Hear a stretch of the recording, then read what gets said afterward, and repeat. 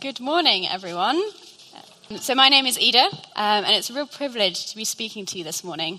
And I just want to start by sharing a short personal story of mine. So when I was 18, the brother of a close friend of mine was involved in an accident, and as a result suffered severe head injuries while in New Zealand. And I was with my friend when she found out, and I was also with her when her parents came to collect her in order to rush to the airport to go and be with him. And I still remember as they walked out, my friend's mother hugging me and saying, "Please pray for him, please pray for him." And I did. I prayed for him a lot. I got other people to pray. And I was desperate to see God heal my friend's brother, not just because I cared about him and cared about my friend, but also because I was convinced that if God healed him, then it would lead my friend and her family to know God, because they didn't. But he wasn't healed, and a week after the accident, he passed away. And it took me a long time to come to terms with what happened, because I couldn't understand why God wouldn't heal my friend's brother, but also why he wouldn't make the most of what to me seemed like an obvious great opportunity to demonstrate his power, to demonstrate his love for my friend and her family, because I was convinced that a miracle would prove God's existence to my friend.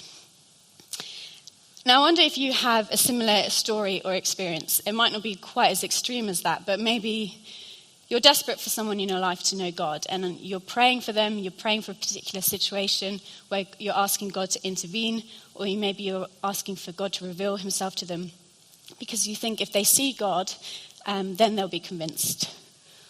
Or maybe you yourself, you're struggling with doubt, and you're praying because you think if you see God move powerfully or see him do something, then that will kind of extinguish your doubt, and you'll be more convinced and kind of more full of faith. Or maybe you're unsure about God, and actually you're kind of questioning the relevance of him to your life, but you think, actually, if I saw him do something, if he healed someone, then I'd be much more convinced of God's existence, and I'd probably change my mind. So over the next few minutes, I want to unpack the miracle of Jesus turning water into wine, which on face value is quite an unusual one, but actually reveals a lot about God's heart for us, but also a lot about the purpose of Jesus' miracles, which is why it's, I think, still relevant for us today. So, can I ask you to open your Bibles? The scripture will also appear on the back. We're going to look at John chapter 2. And we're going to read from verse 6, but first I'm going to just set the scene. So Jesus and his disciples are at a wedding in Cana. Jesus' mother, Mary, is also there. And the wine runs out, which back then wouldn't just be kind of awkward or embarrassing, because actually back then a wedding celebration would have lasted several days, if not an entire week. And so running out of wine would bring great shame and dishonor onto the family. And Mary is aware of this, and she asks Jesus to do something about it, probably because she knows he can. Jesus is reluctant at first. He kind of says, "Why is this my issue? My hour has not yet come." But Mary is undeterred and basically tells the servants, "Do whatever he tells you to do." So let's read from verse 6. So nearby stood 6 stone water jars, the kind used by the Jews for ceremonial washing, each holding from 20 to 30 gallons. Jesus said to the servants, "Fill the jars with water." So they filled them to the brim. Then he told them, "Now draw some out and take it to the master of the banquet." They did so, and the master of the banquet tasted the water that had been turned into wine. He did not realize where it had come from, though the servants who had drawn the water knew. Then he called the bridegroom aside and said, "Everyone brings out the choice wine first, and then the cheaper wine, after the guests have had too much to drink. But you have saved the best till now." What Jesus did here in Cana of Galilee was the first of the signs through which he revealed his glory, and the disciples believed in him. Now this morning I want to unpack 2 verses in particular. First, the response of the master of the banquet, verse 11, where he says, "You have saved the best till now." See, Jesus turning water into wine isn't just about Jesus being at a wedding and performing a cool magic trick to make everyone happy. But actually, what happens at the wedding in Cana is a sign, and we've heard about that a lot this morning. It reveals something of God. Because it shows us that Jesus not only cares about the couple by performing the miracle in the first place, but actually, beyond that, it tells us the gives us a sight of the abundance, kind of generous heart that Jesus has, because he doesn't just turn the wine into mediocre wine. We read that he turns it into the best wine. And so that is a reflection of God's heart, because God's heart is generous and abundant in love for you. And we know from the Bible that Jesus only does what he sees his Father doing. God's heart is full of generous, abundant love for you, and he wants to give you the best. And then reading on in verse 11, it shows us the purpose and the consequence of what we've just witnessed, as we read that as a result of the sign, the disciples believed in him. So notice again that this John using the word sign, not miracle, because it reveals something of God, something that was hidden before. And we read that this event in Cana is the first sign of many through which Jesus will reveal his glory. And as an outcome of that, the disciples believe in him. Now, we can be quick to conclude that it is Jesus turning water into wine, which is what the disciples kind of convinced them of God's existence. Just in the same way that I believed if God healed my friend's brother, then they would come to know God. But actually, the Bible is full of examples that show us that miracles alone do not and can't actually convince us or anyone else of God's existence.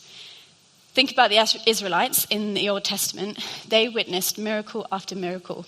They literally had food falling from the sky, but they still built a golden calf and worshipped it. And many of the miracles in the New Testament that Jesus performed were met with amazement and wonder, but actually the majority of people who saw them, we don't read about an evident change of heart. And also other miracles where Jesus performed, he was then, as a result, asked to leave that area.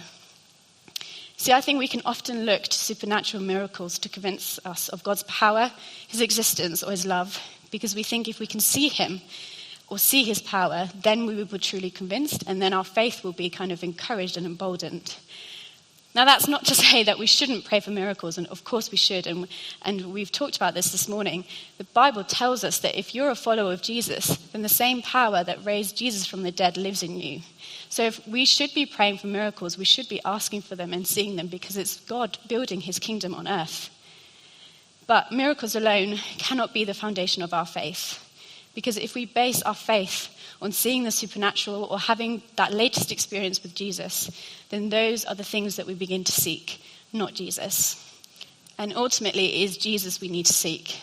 Knowing Jesus is the foundation of our faith. See, I think the disciples believed in Jesus when they saw him turn water into wine, because they had already spent time with him. They had already come to know him. And actually, Jesus performing this sign was a testament what they had already started to see by being with him in fellowship. So what does it mean to know Jesus? Well, for me, knowing Jesus means having a purpose for my life that is greater than what is directly in front of me. It is knowing that although I couldn't make sense of what happened to my friend and her family, there is a greater purpose, a bigger picture that I cannot immediately see. And I think this is what the disciples glimpsed when they saw Jesus perform that first sign. So I want to ask you this morning, do you know Jesus? Have you encountered him? Maybe you do know him, and actually you've had a faith for a long time. But for you, you've lost sight of that wonder of Jesus. You've stopped kind of pursuing him earnestly because you've lost sight of that abundant, generous love that God has for you. And so you've stopped asking for things. But wherever you are this morning, I want to challenge you to get to know Jesus again. Because once you truly understand who Jesus is, only then do you truly discover faith. And faith is something that is cultivated daily in the ordinary and the mundane. And no matter how far you are on your journey, there is always more to discover about Jesus, and then as a result, your faith will grow. So for me, cultivating my faith means reading the Bible in the morning. So recently I've been reading the Gospels because I love reading about Jesus and thinking about how I can kind of imitate him in my life. But cultivating my faith also means reading with others, because in fellowship, we build each other up. So for me, that means being in a small group in this church. And finally, I most encounter Jesus when I serve, because I'm called to imitate him as I serve. And so as I serve, I discover more of who Jesus is as I try to live like him. I think if all of us embraced knowing and encountering Jesus first, it would impact our prayer life, it would impact our church, and how we serve our community. We would pray out of joy and love for him, and with more conviction and more power. We would build community and fellowship within the church out of an abundant, generous love for one another as we try to imitate Jesus. And finally, we would ultimately serve our community much better and with greater love and generosity, because our ultimate goal would be to serve God and not ourselves. So I want to ask you again, do you know Jesus? Because I think if all of us really got hold of knowing Jesus, we probably would also see more miracles. Thank you.